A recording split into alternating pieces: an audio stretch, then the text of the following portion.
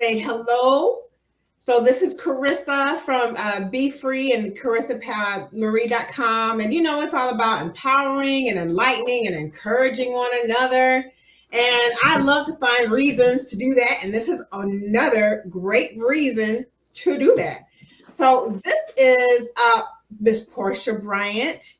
She is our guest today. She has written a book called 21 Day Anger Management Challenge. And then we have Zandria is helping. Zandria's her birth name. Okay, look, I call her Cherie. Okay, and then we have a Shocky. See, there's a Shocky, and we have known each other for our whole childhood. And this is going to be a great conversation. So, Portia, I am going to let you introduce yourself and tell us a little bit about yourself. Okay, well, I am Portia Bryant, and I love helping people to become better versions of themselves. I am addicted to the butterfly process. I realize that that's the answer to life, that we submit ourselves to a process in order to mature and become our best. So I am a counselor. I'm a counselor, an anger management facilitator, a coach. That's what I do. An accountability partner. I was just talking to someone today because I have a goal insurance program, And he says, my goodness, I need that because there are so many opportunities that I've missed out on because I didn't have that accountability partner, because I didn't have someone checking on me in the midst of the process to see, hey, how is it coming with you writing that proposal so you can get that contract? Mm-hmm. And because he didn't have that accountability, he missed out on that opportunity. And there are so many things that happen to us in life because we don't have accountability. So, it's funny. That is so important. And I think we can all relate to that. I know that I don't have official accountability partners, but every now and then I'll find myself. And it's crazy that I have asked Cherie to help us do this because I think I did this to her a couple weeks ago. I called Cherie early in the morning and I said, Cherie, so this is what I'm thinking I'm trying to do. And although I didn't really make her my accountability partner, what I did was I spoke it out loud. And so now I know that somebody else knows what I'm trying to do. And so it put some pressure on me to, okay, I need to, because the next time I talk to her, I kind of want to say that I did something. Right. Look, put the pressure on me. You don't want to be in the same place that you were when you had that conversation, saying what you wanted to do. And so the next time you talk to her, your inner man is going to say, did you really want to do that? Right. It makes me, because I'm also competitive with myself in general. So it's like, oh, dang it. I'm missing the mark, and it puts a little fire under me. So right. Let's talk about your book. Well, first of all, I met you at this women's brunch like 2 years ago, and you had a workbook then, but it was the butterfly process. It was the butterfly process, and you did You're also a spoken word artist, and it was amazing. And so I was like, oh, got to remember this person for future, for something I'm going to do. I don't know what kind of situation. But you, that was so beautiful. And it was so, it really made an impression on me. And I get the impression that it makes the impression on a lot of people. So how did you write this book? What brought you to write this anger management book? Well, what brought me to write the anger management book was that I was doing anger management classes for people. And I realized that there is life after anger management class. And even life after anger management class, we all need to have a blueprint of sorts for our minds to know how we are taking in and experiencing everyday life. Mm-hmm. So if we can help to direct our minds so that they can stay within boundaries, then it helps our daily process to be more successful because we're being exact and intentional about our journey towards peace? It's we can all use this tool, and I have found myself struggling. And I didn't mean to. I kind of rearing off, but I think since we are all Black women having this conversation, I can't avoid this conversation. Right. In the workplace. So one of the reasons why I prefer to work for myself, because in the workplace, so often a concern means I'm angry. Right. Because it's coming from me. But it would not necessarily be because Sally Mae is angry. Okay, but because and I can say it in the same way, in the most professional tone. Right. As I said it, it becomes, well, you got to be careful around her because she's sensitive, or she might go off. You know what I mean? And so that type of behavior in the work field, I have to say, has led to some anger issues for me in the work field. If I were to go back, Lord Jesus, I hope I don't. But it's like, how do we cope with that? Because no matter what someone says to us, we still have to be responsible for how we handle the situation, as difficult and tough as it is. Yes, we have to. Yeah. So, I'm sorry. Were you finished with your question? Yeah. Or you were just mentioning, yeah. So, how do we handle those situations where we are voicing a concern and it's coming off a bit hostile from someone else's vantage point? So, I will say to that you most definitely voice your concern. Whether or not because someone is always going to take it however they want to take it. Mm-hmm. So as long as you're at peace, you don't feel your heart racing. You've done your breathing. You've done your breathing, and you are calm. So if they have an issue, don't put that issue in your space. If you've honestly done what you could do to make sure that you brought as much peace or as much of an olive branch to the situation as possible, and is still taken, out the way, then it's no longer your problem. That's good. So, all right. So why would you say, and we talked about work relationships, anger management, like for instance, what you do to help people is important in all aspects of our life, not just work, but, with our relationships with our friends, with our spouses, with our children, and all else aspects. Why is that important to have some kind of management when it comes to our anger? Well, I would say that anger management is important in all aspects of our lives because we have to have a certain level of peace. We have to have a certain level of peace when, as it relates to others and as it relates to ourselves. We have to have that peace. And in order to have peace, we have to be able to manage emotion well. So anger management is just a part of managing emotions well, having a bit of emotional intelligence to say, you know what, I realize that life is not all about me, that there are other people who have some vantage points and some perspectives as well. And I can take a moment to look outside of myself. I can take a moment to not only embrace my own perspective, but consider someone else's point of view. Anger management allows you to have more of a bird's eye view or a God's eye perspective of the situation, as opposed to just being stuck in yourself. That's good. Anger is being stuck. We are really stuck in ourselves when we are walking in anger. And so crazy is whatever set us off to put us in that position, they have moved on. They're not thinking about it. And we're still stuck.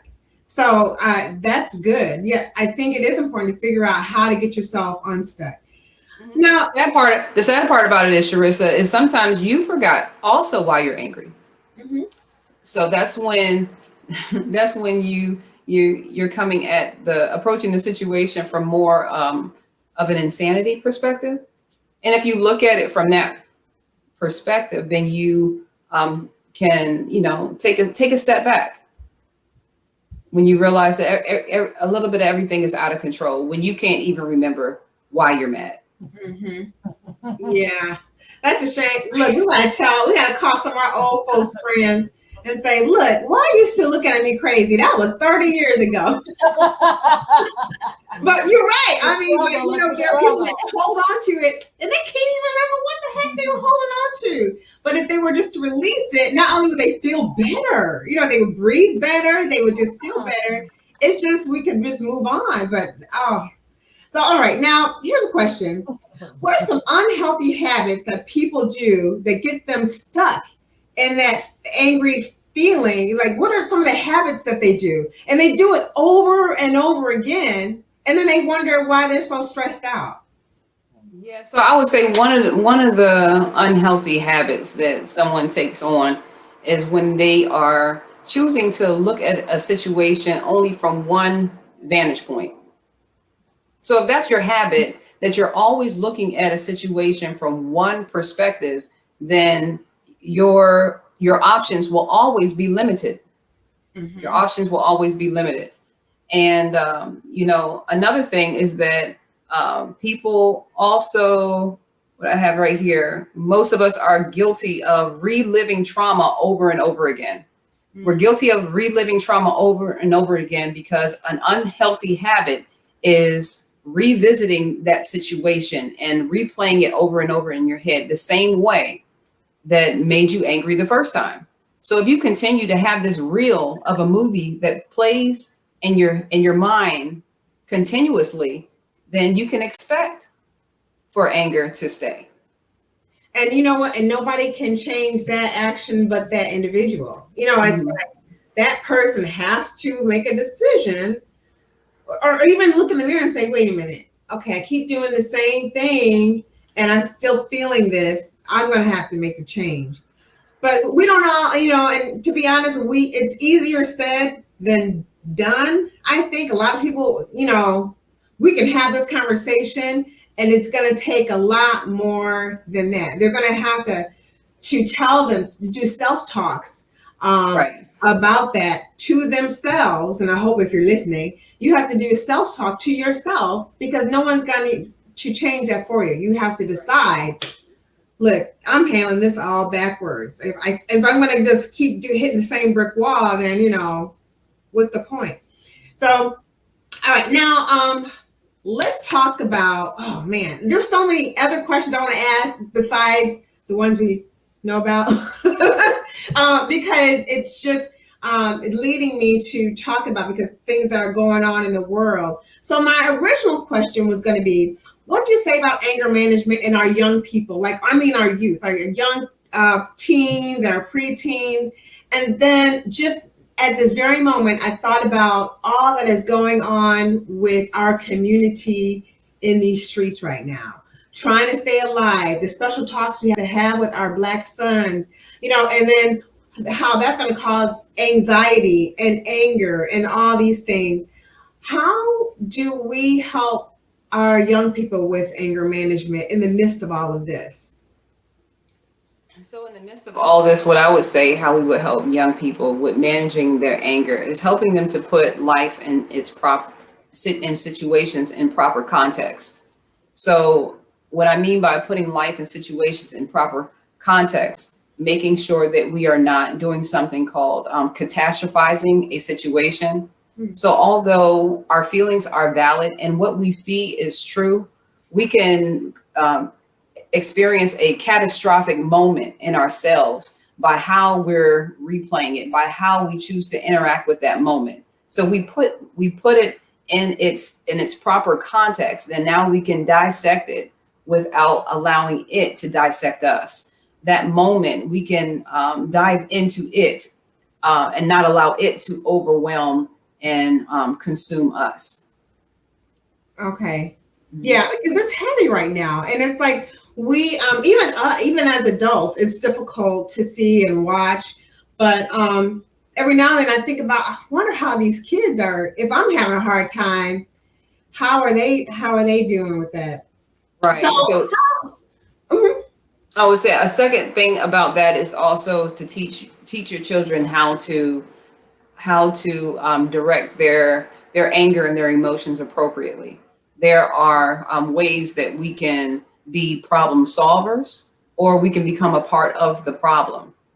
And being a problem solver would be for us to take more of an activist standpoint, more so of getting in touch with our people who create laws, and getting involved in the voting process and knowing who's in charge of what in your local areas, not just voting whenever there's a presidential election, but also learning about everybody and all of the elections that come year consistently mhm. before the presidential election is there. A lot of these things we just don't know because we're not aware, we're not learning politics and what makes society run. You know what I think is awesome right now is that we got to see the power that we have when we decide Right. to do something big. I came Mhm. from a household, and maybe because it's my dad was a strong kind of minded individual, and and he was a black man in the 70s in the corporate world, and so he had a whole never, it was as soon as I turned 18, he was making sure I was voting. Like, I really didn't have a choice, and he explained to me all the what fors and why, because of some of the things that he went through. And I saw some of the things I went through because I was old enough to see some things, and it was terrible. You know what I mean? And so I think as parents, we can't be afraid to have these open conversations about what happens in our communities and why we need to have our voices heard. We like, there is no option. Like, you just got to do it. Otherwise, I mean, I hate to sound like my husband, don't say nothing, man. You know what I mean? Like, you have to speak up. And that means, like you said, vote in all the elections. Go find out who it is you're voting for, and just, it's kind of fun to do research that way. You know what I mean? Just Right. like, it can be a fun thing to get into, actually. Oh, yeah. But I gotta. So I'm done with my main questions. But how has you? I want to dive into you because I have not known you long, but I told you before I've been Facebook stalking you, and because I dig what you're doing, like, and I'm fascinated by your growth, and I think it's a beautiful thing. You know what I mean? So how has this anger management and even the butterfly project changed your life? Well, I have a confession to make. In 2019, so I wrote the book in 2012. Hmm. I did. I facilitated Wow. groups. I shared it among women's conferences and was called out to do seminars, and it was beautiful. And everyone else experienced that blossoming, the butterfly process from brokenness to boldness because they were willing to go through the process. Mm-hmm. I, on the other hand, was the author, the minister, the teacher, the facilitator, but I never went through my own process that I wrote. I just created best practices from a counselor, minister perspective that I knew would help people.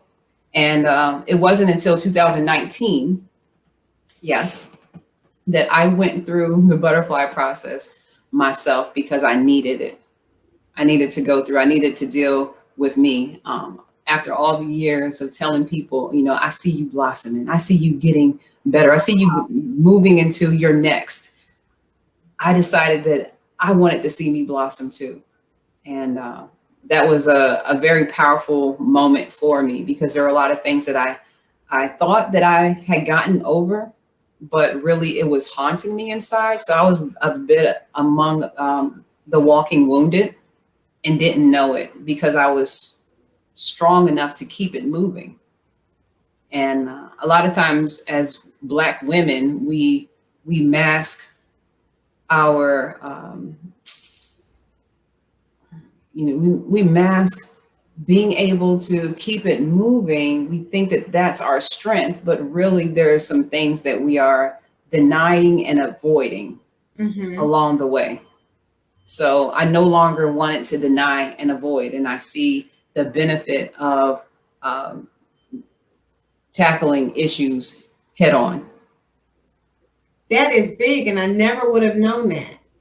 That is big. It's fun, it's like some of our strong friends are that we go to talk things over with, but those women still need uplifting too. You know what I mean? Counselors need counselors too. Yeah, I just posted that on my Instagram.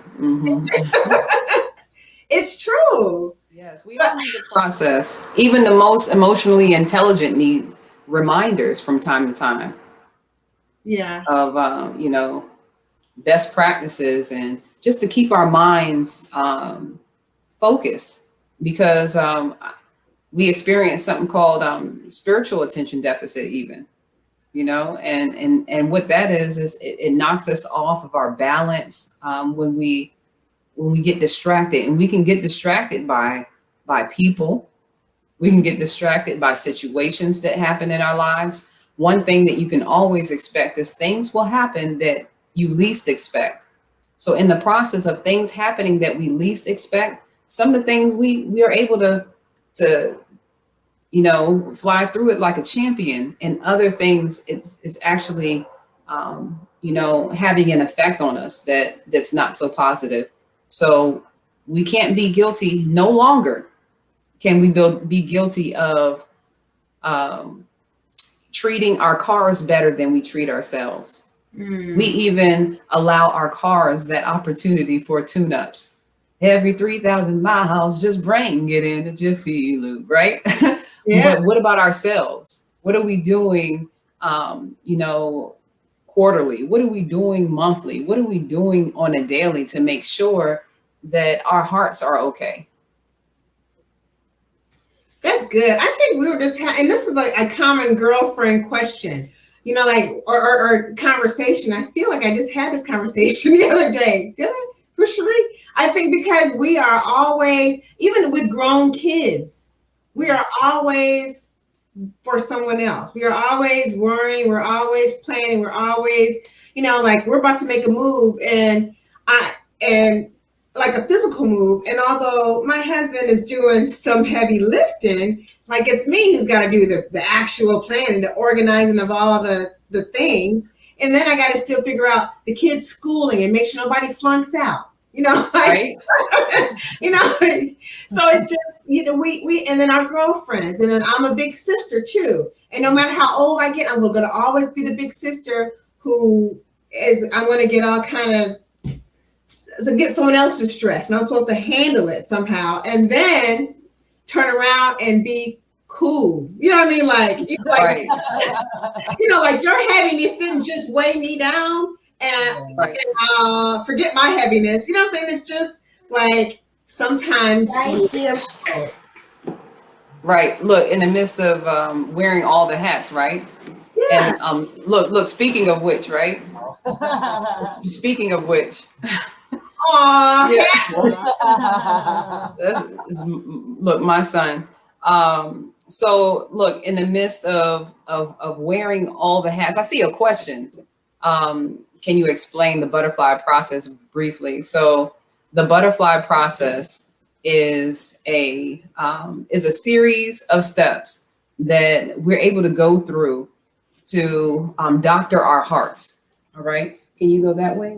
And meet Daddy. Close the door because I don't want any flies or things to fly. I'm sorry, ladies. You're fine. So, so the butterfly process makes us dive into our hearts because we don't want those weeds. I don't know how many of us are homeowners, but I have some weeds in my yard. If I allow it to continue to grow, it gets out of hand. It gets out of hand and it gets overwhelming. So the butterfly process, it helps us to go through a series of steps in reference to forgiveness, in reference to listening to our own hearts, those things that we've ignored. And it's a gentle process that really helps us to be able to um, care about some things that we didn't know we needed to care about. And, you know, I know that I'm doing, you know, we just have to be able to take a moment to take a knee. So, in a nutshell, that's what the butterfly is all about, reminding us to take a knee, reminding us that it's okay for us to not only be human doings, but be human beings, meaning that we can just be, take a breath, and that's okay. Because a lot of us are go-getters. So Yeah. we feel guilty if we're not, getting it, every moment, we feel guilty if it's if the ball drops, you're like, dang, it's my fault. But give yourself permission to be human. Wow. Yeah. Mhm. It's so hard sometimes to give yourself permission to be human when you're doing everything, you know. Right. But okay, so Definitely, yes. I have to remind myself. You know, earlier when you guys were talking about, you know, as far as being able to control your anger, it's funny. I feel like working from home, like there's nobody in here with me during the day. I'm completely and totally by myself. But I can find myself by reading an email, you know, responding to an email, seeing something in the chat, and it's like you would swear that person was right here with me, but they're not. You know, Mm. so I've started telling myself I refuse to allow myself to get angry and yell and be completely and totally alone and no one here with me. Like I feel like it's a little insane. Mm-hmm.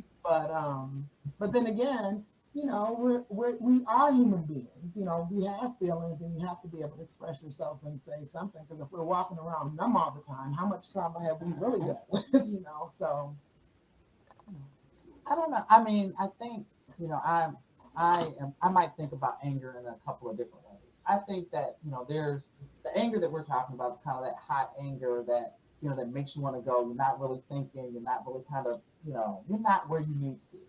But then there's like a cold anger, right? The thing that passion, that thing in your gut that tells you this isn't right, something needs to happen, things need to go. And so it's hard to, and that's the anger you want. As I'm a union off official, I get paid to be angry at management. It's like that's my job.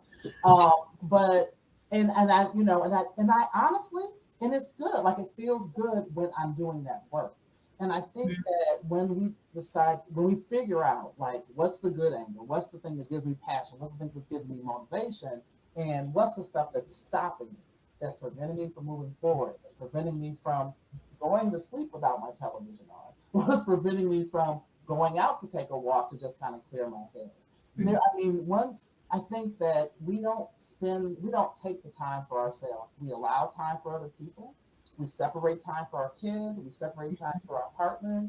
Mm-hmm. But it's very rare to go in a room and just sit and think about what I've done, what I'm going to do, what I'd like to do, how I can get there.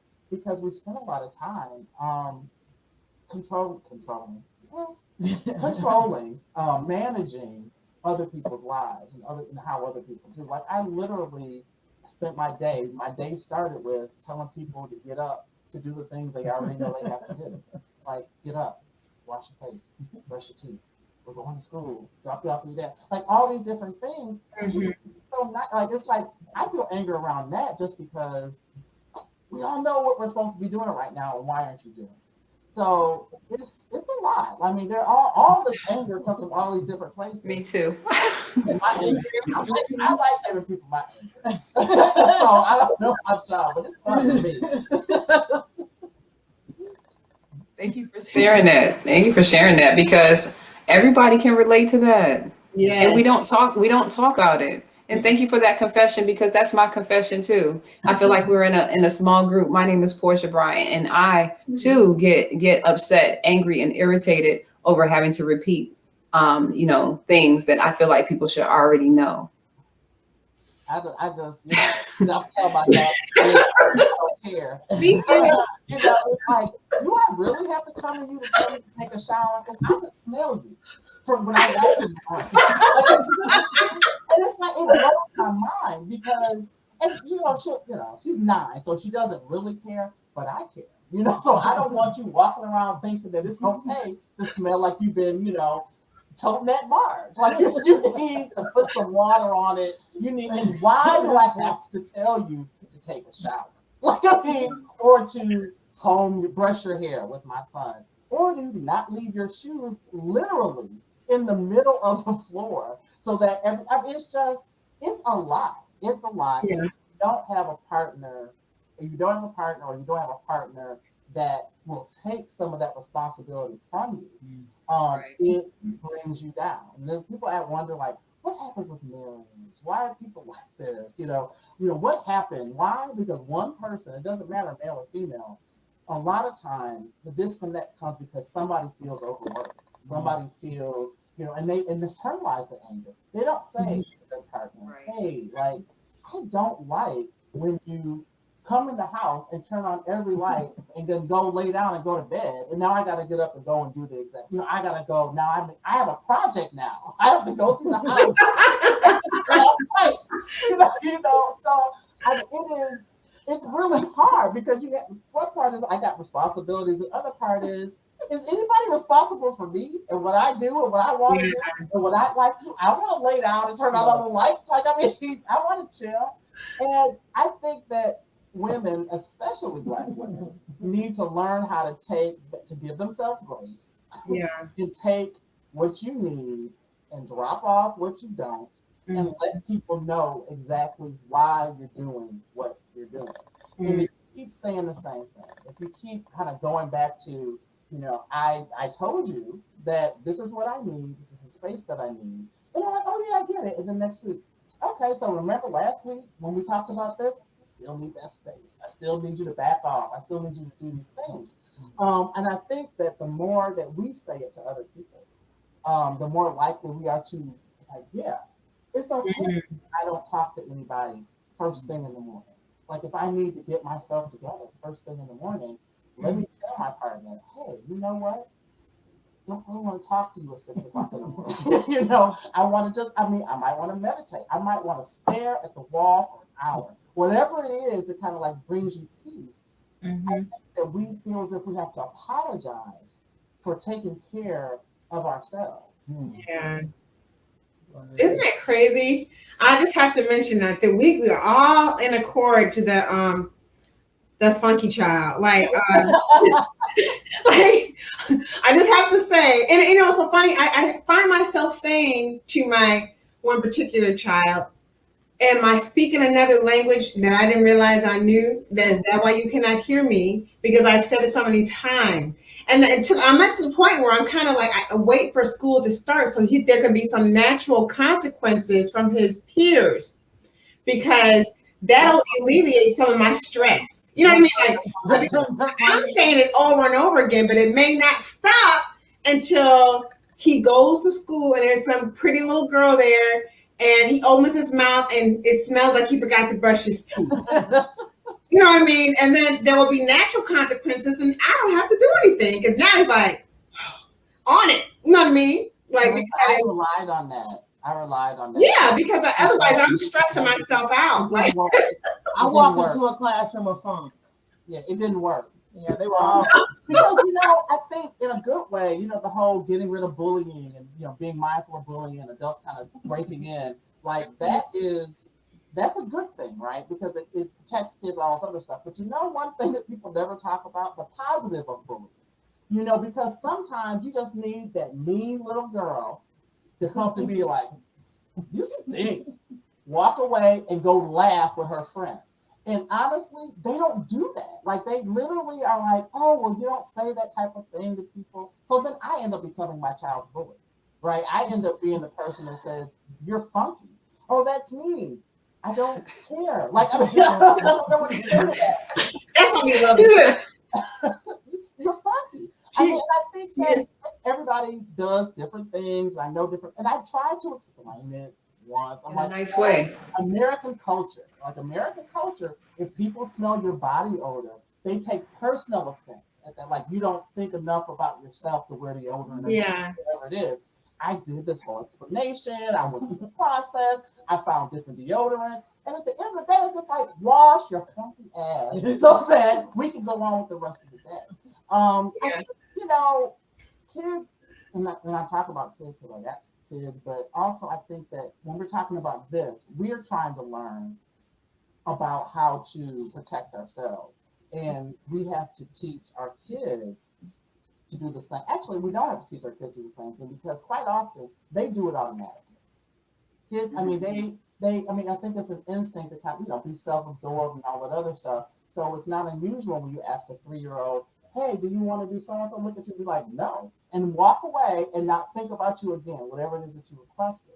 I think that as people get older, that gets kind of beat out of you, like being honest, because you're worried about other people's feelings. You're worried about all this other stuff. Kids don't give a damn. They're like, no, sorry, I'm watching this, or I'm doing that, or I want to go outside. So I think maybe we have to learn to kind of be a little bit more self-absorbed in order to give ourselves peace. Okay.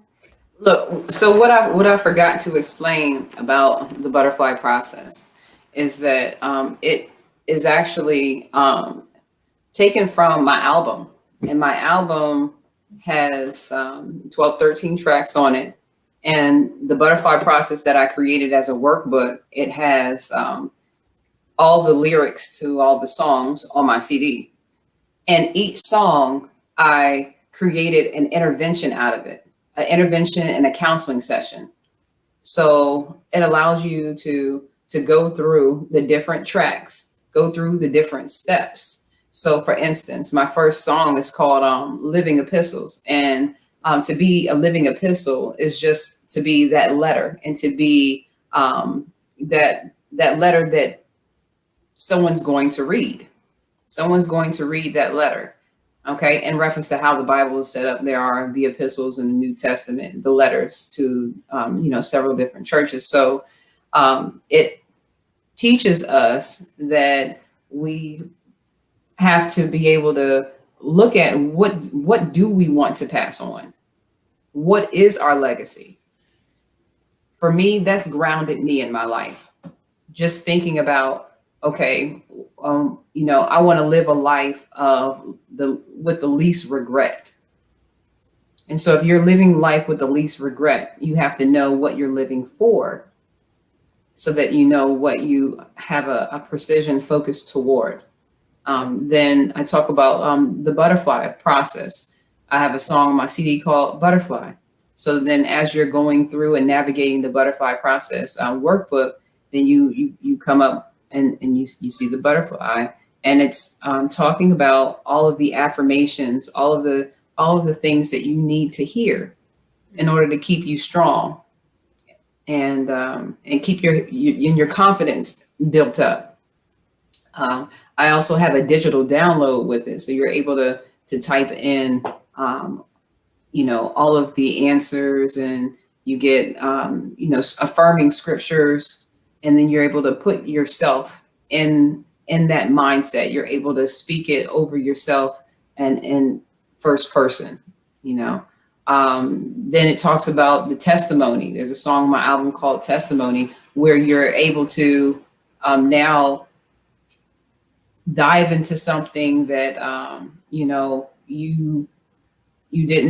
you weren't able to look at before. And you're appreciating yourself because you realize that, hey, you know what? I'm an Avenger. I made it through some things. I made it to today. There's some things that I didn't realize that I was going to be able to make it through, but because I didn't give up, I'm here today. I'm here today. How many things have you made it through that you didn't think you would be able to?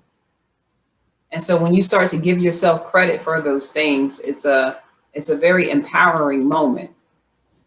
And it goes on and on. It goes on and on in reference to the steps of the butterfly process. So I'd highly recommend it. I'd highly recommend it because it's Who doesn't need to go through a process in order to help, deal with matters and issues of the heart and to help us because we matter too. Mm-hmm. So in the process of paying attention to everybody else, it's okay to take a moment to say, now's the time for my checkup. Yeah. Mhm. Yeah, I'm being strong for everybody else. Being strong for everybody else. So mama needs some time as well. And so, while you were talking, it made me remember that I do have a My Sister's Keeper program. And My Sister's Keeper program is a subscription. It's a monthly subscription at $17, just $17 a month, where you're able to have, you're able to be checked up on. You're able to be checked up on in reference to, having affirm her moments. And for guys, whatever, for my brother's keeper, they're able to have empower him moments, You once a month or whatnot. because I didn't know about that. So sometime soon, give me that link so that I can put that. Because when this post, I can go ahead and add that in there so people can find that. That's pretty cool. I didn't know. I didn't know about that. Okay, I'll send that over to you. Aw. Yeah. Some people, we all need somebody. Yeah. We all need, and so sometimes we have family, but they're not necessarily the ones that are going to do that with us and make us feel uplifted, empowered, and encouraged. I'm sorry. Well, look, yeah. Well, I have these. I- I have Yeah. Charissa and Ashaki, so they hear everything. Yeah. So. Yeah. right. Whether we want to or not. Right. You just need one or two. Right, You know, right. Ashaki might hear it more often, but Charissa gonna hear it for a long time when she gets. But but it's Yeah. really Right. good to have those people in your life. And you know what? It's funny what you take for granted Mhm. because some people don't have that. And I will say, although I have, I have Sheree and I have like one or two really close friends because we've been hopping around so often. I have found that I've disconnected and I'm good at it. Like I have found that I am really good at being social to a point. and that's my comfort zone. And so I don't honestly let people in for me to relax around for that sister circle, which is something I have to work on. But I'm really bad at that, unless I've known you since kindergarten or something like that. No. And that's a shame. You know what I mean? Like I don't know how to make adult friends, and I will. And my head's listening, but to be honest, I really don't think I do. And it could be because of me. It could be because I only go so far with the person because I'm used to, well, in 3 years, I'm going to be leaving anyway. So, like, what's the point in really connecting? Or sometimes I find myself getting really blue, like, and it's been bad, like, really like, this is terrible. I don't have no friends here, like in the state that I'm in now. Like, there's like nobody. And that's not fair to the people that I've met who have tried to befriend me. You know what I mean? That's kind of not fair. because but it's just not the same kind of, like, I couldn't call them up at 3:00 in the morning. You know what I mean? Like I could call Sheree. I think I called Sheree at 6 in the morning. Sorry. Like I can call them and say, look, I had this crazy dream, right? Which is really stupid and a little selfish, but it's cool to know there's someone like that. But there's one or two. I don't have like a plethora of friends, and I'm kind of okay with that because I'm so protective of myself and my heart and my mind and my I don't like to get frustrated with people, so I just try to keep it light, keep it not a lot of numbers. Well, Chris, you brought up a really good point. As an adult, it is harder to make friends that you can trust, right? Yeah. I mean, people that you can hang out with and socialize with, but people that you actually feel comfortable being vulnerable with, it is really hard to do. there's some things that just happen by happens. Like sometimes things just happen. You meet someone at work, you guys click or whatever. But last year, during the beginning of the top pandemic, I was in a book club, online book club on Facebook, and we would read a book, and then we would go, and then we would have video discussion, like and talk about whatever the book was for like an hour or two, and then at about 10 o'clock at night, then it was, hey, did you watch so and so on TV? Yeah, oh my God, blah, blah, blah. So what ended up happening was we had this little group that got created. We were the ones that stayed up to 2 o'clock, 3 o'clock in the morning, talking about the book, talking about our feelings, talking about all these different things. Mm-hmm. Eventually, we ended up creating a separate group, a support group for each other. Like, it's like if there's something, if there's nothing going on, great. You can support somebody else. If you need something, let us know. If we've said something that, then we have all these guidelines. I won't call them rules, but guidelines on how to respect each other, how to be there for each other. And it's not necessarily friendship. I mean, I like them all. I don't think that they all like each other. But I think that it's helpful to be in a group, especially a group of people that you connect with. This group is Black women. Mm-hmm. But I'm the oldest, like by far. Like there's a woman in there that's like 25 or something like that. I'm her mama's age. But when we talk, we connect on, she's in a social work school. I used to be a social worker.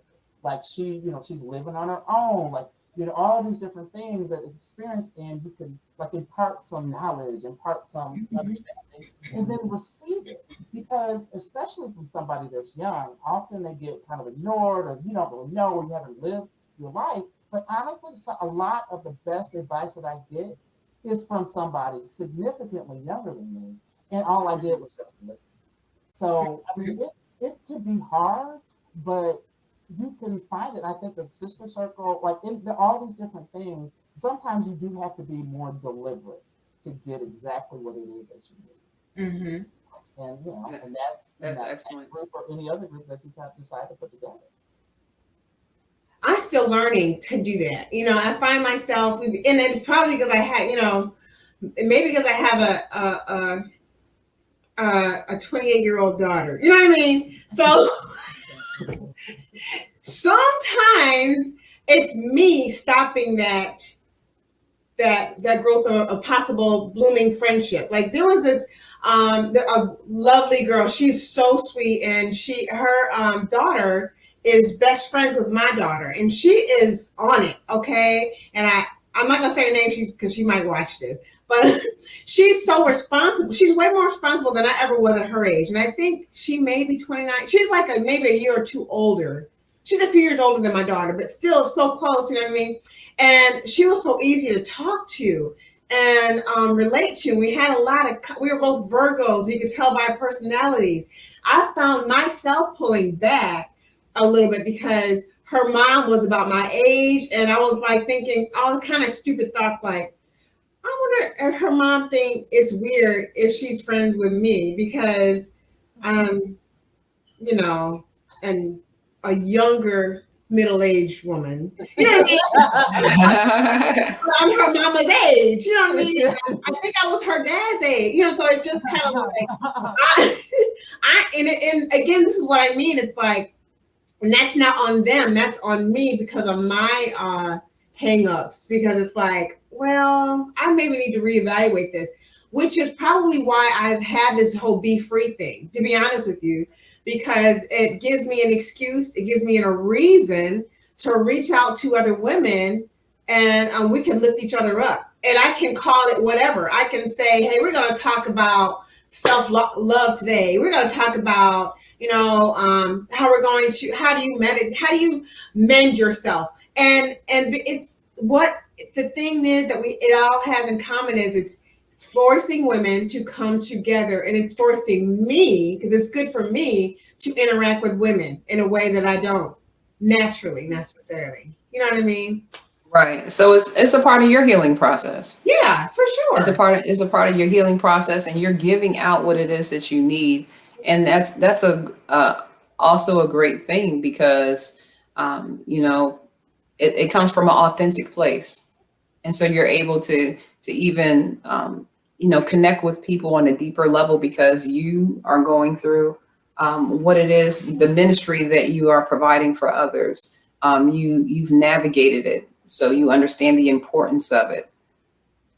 It's a beautiful place to be when you're able to create something that was really, designed for yourself, and other people are able to benefit from it. I mean, you hear pastors talking about on Sunday at the pulpit, I'm preaching real good. Now, if you all don't get it, then this is for me. A lot of times, having to be the first partaker of that good stuff that we're giving out, being first to have some of that medicine. And so that's how I felt when I went through the butterfly process myself, as a participant, not as a minister, not as a counselor, not as a teacher, not as a facilitator, but as a participant. I was able to be a human and I was able to feel my feelings and go through my own process. I was able to matter too. Well, on that note, because I'm looking at the time and I can't believe time goes too fast. I need more time. I kind of want to do it again. Hint, hint, we'll talk about it. But because I just love this topic and probably need more of this kind of conversation so that more people can hear this, because this is some stuff that, we're all living through. And if we hear someone else say it, we can relate and apply it to our life. But quick, a couple of things. Don't forget to send me the link I have the link for your 21-day management, but the link for your the butterfly experience, that too. And what do you have, not to put you on the spot, but what do you have coming up that if you are local, like in Virginia, people can go to and see you and experience you? Well, tomorrow I will be in Newport News. I'll be in Newport News tomorrow, between the hours of 2 and 5, at a park. All right, I sent it to you, the flyer. Yes, the name of that park is Martin Luther King Memorial Park. Tomorrow, between about 2 and 5 o'clock, I'll be there. Martin Luther King Memorial Park, Jefferson Avenue, 2500 Jefferson Avenue, Newport News, Virginia. It's they'll also have. I'm going to be there. Food. Yeah, they also have food, so you can come hungry and get fed. Come hungry and get fed. I get in a really happy place on the subject of food, have to say. And honestly, if you have not heard Miss Bryant in spoken word, I'm just saying you need to experience it, because that is what, look, it's 2 years later and I have kept in touch with her some kind of way, because it was an experience that I've never had before. And yeah, so man, okay, I'm going to ask you another question that had nothing to do with none of this. Real quick. Okay. Do you have something where you've done spoken word on YouTube or something that people can find you on? By any chance? And if not, next time you do it, somebody better record you, because it's awesome. So I have random recordings different places. Maybe I'll post it again. I'll post it again on my page, and then I'll post something on my Instagram. Seek to Prosper is my Instagram. So seek the digit 2 prosper. And so I guess one of the spoken words that come to mind is actually a heart to heart that I had to have with myself. And it says, let me talk to you for a moment. See, I have problems too. An awkward place to start off, but I'll say it because it's the first thing on my heart. See, I have and had some maturing to do. Went my whole life thinking I knew so much, only to discover I had no clue. But now I understand that with life comes lessons to be learned. Those tests taken, failed and passed, has an impact on your life that will last. See, after repentance, God's grace and forgiveness, deeds that have been done cannot be erased. When sin is done, it plants a seed so deep it starts to grow. You pray and weep. I used to think that God's commandments and rules of holiness were just there for us to know. And if I broke a moral law, all I would have to do was repent and the sin would go. Now, I don't know that if I thought that after repentance, the sin would somehow transcend and vanish, but I know now where it goes, where it grows, and where it's planted.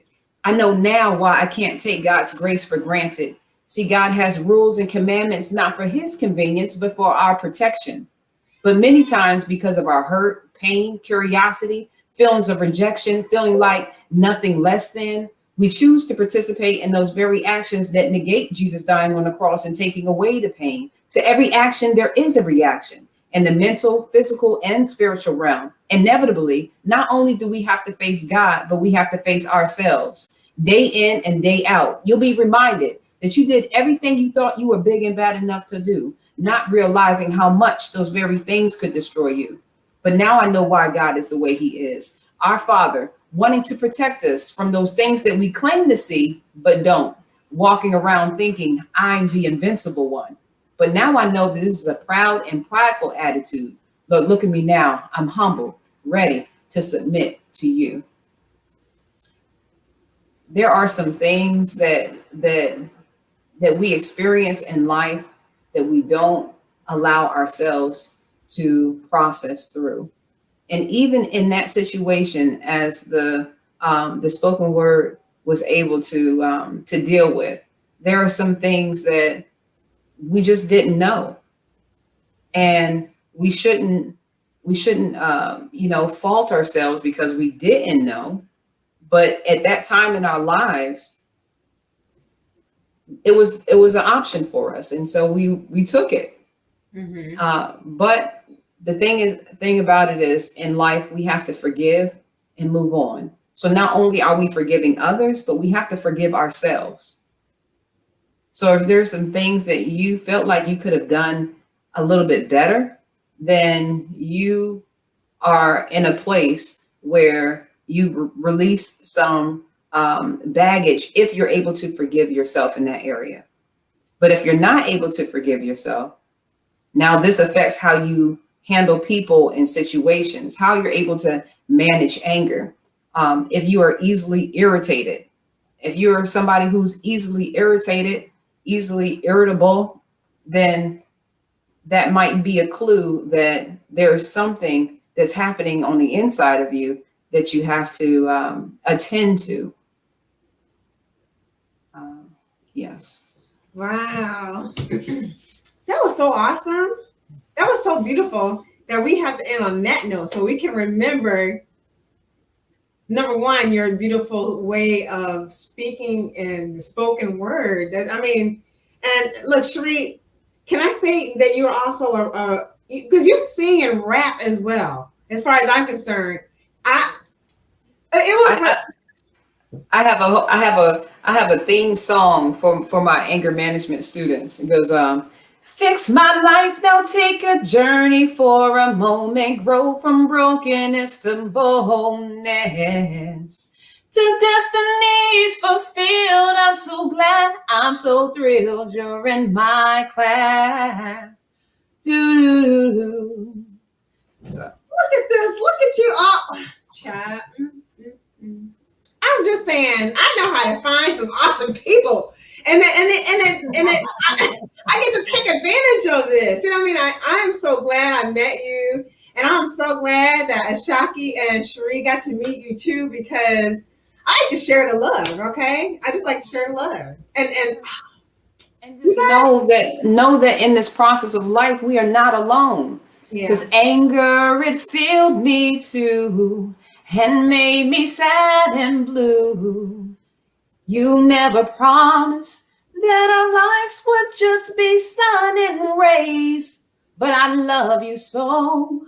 How much I know you know. You hung and died on Calvary. Oh, Jesus, you died to save a soul like me.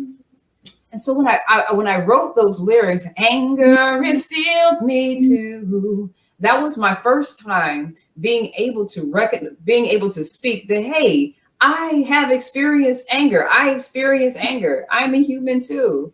You know, a lot of times we put ourselves in this category that we should be above certain emotions.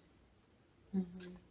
And although we should be, you know, managing properly and exercising emotional intelligence, it does not make us omitted from experiencing life.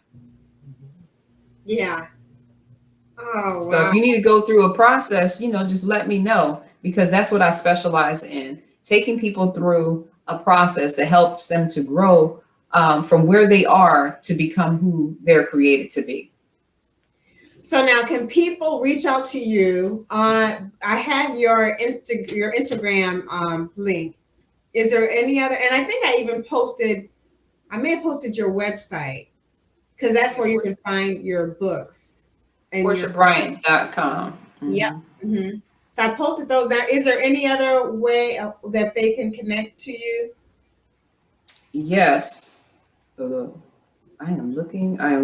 But yes, it also have a telephone number that I can put up as well.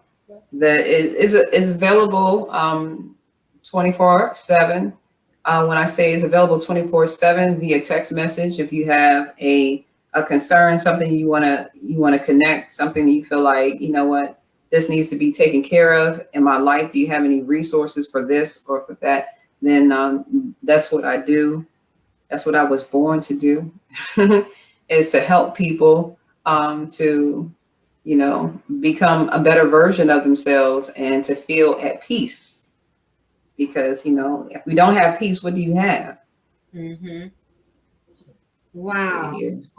All right. Yeah. Don't you? Are you sending? Are you giving me the phone number? Yes. So I gave you the text. Well, I gave you the link for my sister's keeper, Okay. and that's on your instant messenger. Okay. And I then for everyone to be able to reach out. I'm sorry, say that again. I see it. I see your link for it. Yep. Okay. Mm-mm. Mm-mm. So, because what I'm going to do is when I go back to edit this, I'm going to make sure people can see all your contact information in this link too. Okay. Yay! All right. So that number is 828-6089. 828-6089. You can text that number if you're interested in any programs. You just put on text "sign me up" Okay.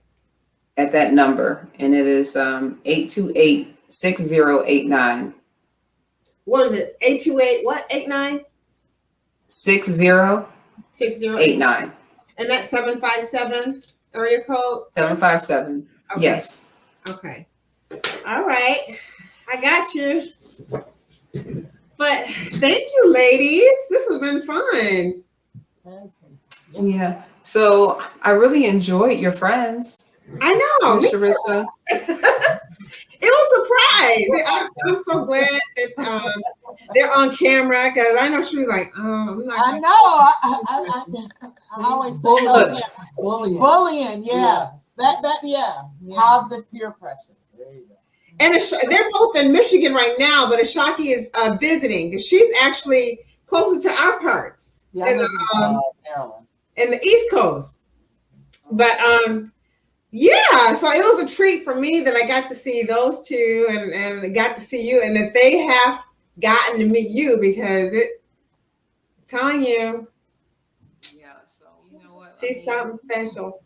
Mm-hmm. We can't not forget that there is something inside us that we have to press on in the midst of everything. I mean, we can't give up on ourselves. Mm-hmm. And before pandemic, well, in the beginning of pandemic, I was asked to write a verse, and what came out was I had not too long ago had watched the movie Harriet. So I don't know if anyone else has seen that movie Harriet, but you know, as you all know, she was an Avenger, and Zach wanted to say and hi. so Sorry.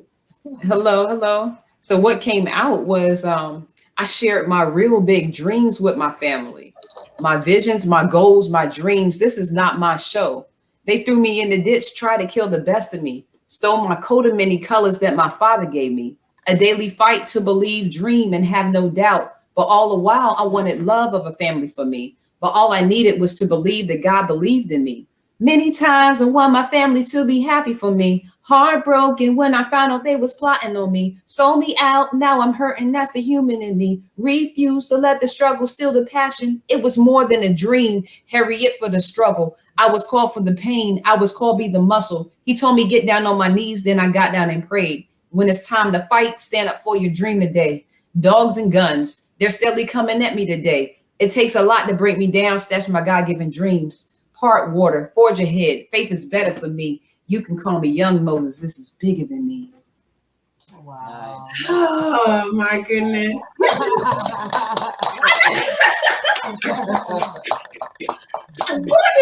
Look, she just got all these gifts and talents. And you know, the crazy thing about it is she's mastering how to use them in her life. And that's what we all want to strive to be able to do. Like all these things that God has given us to do, sometimes they get slept on. And I talk about Sheree, I put you on the spot. I'm very sorry. I use you as an example. You don't know this all the time because she is I don't know how do I describe? Okay, I think she's one of the smartest people I know besides Shockey. And I'm not just saying that because Shockey's there. I swear. I'm serious. But Yes. her She's as smart as she is, but she's so smart, but she's like she doesn't toot her own They're my horn. friends. No. They're my friends. really, because I'm the nice friend. Get out of here. You know what? Honestly, you know, what is great about having, you know, really good friends and balance is that, and bullying, okay? It's like, I know, I feel horrible. I feel like I bullied Charissa when we were kids because she was perfect. You know what I mean? Always perfect. No. Carissa could do no wrong. Look, I see that. Carissa. She loved I her. see that. She would say, "Can you just do like Carissa?" I was be like, No. so, you know, she knows my torture. And I likely tortured her, and then Shockey's tortured me in life, in adult life. You know what I mean? In later years. So it's like balance, you know? I don't know. And it's being humble and grateful for having really good friends. You know what I mean? Yeah. Having accountability partners and people that know you. So It's good. yeah. And I'm gonna get better at, you know, so like because don't make me cry. Y'all know I'm a little bit weird. Stop it. No, stop. I'm not, we don't lie. Listen, I'm not about to cry. I will say, I'm so thankful too. And I remember I was going through, I don't even know if Sheree remembers this, but I was going through something really, really low when I was stationed somewhere. I don't know if I was in South Carolina, but it was so bad that I was not taking calls. I think Mom called my friends to check on me. It was just kind of crazy. Like I was like not myself. I was really like, I didn't want to really be here. It's crazy. And that's a whole other subject. But Sheree was one of those friends I could hear. You know what I mean? Like people could talk to me, but I couldn't hear them. But Sheree is one of those friends, whether she knew it or not, that I could hear because I'm also very strong-willed. You know what I mean? Very, very, very, very, very, very. And I will do things my way by any means necessary. But I'm so glad because I may not have been here. And she doesn't even know that. I don't think I've even had this conversation because I can be prideful too. You know what I mean? But so I'm just glad that I have you guys. And I'm also going to do better at connecting with people that I feel a connection to. People like Miss Bryant. You know what I'm saying? Like who's someone's new who I'm about to adapt into my life. I'm very sorry, but I am. Because You're welcome. Thank you. Because as I get older, I see the value in not letting things escape us that are valuable to our hearts and to our growth, and that could actually do good for us. You know what I'm saying? So I'm gonna be that's my vow. I'm gonna be better at opening up in that way, kind of because. But I'm so glad that we all got to connect tonight, and I hope we can all stay connected. And this is I love this because it's just an excuse to girl talk. Yeah. Yeah. You know what I mean? Like, honestly, it's just an excuse to girl talk because I kid talk all day long and they don't even know, they don't understand my language anyway. So, so this is good.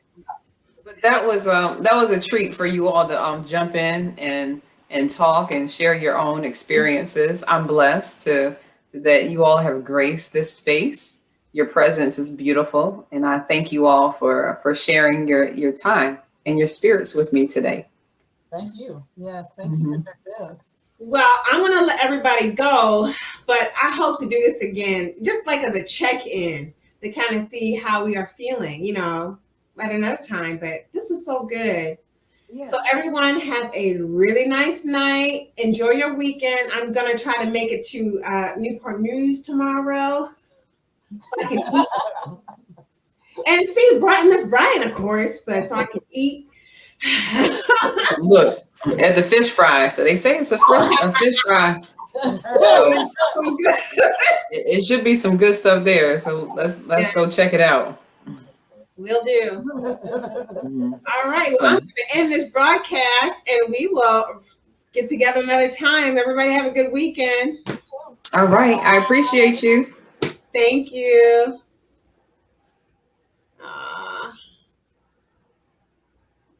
Oh, looking for the Leave Studio. Okay.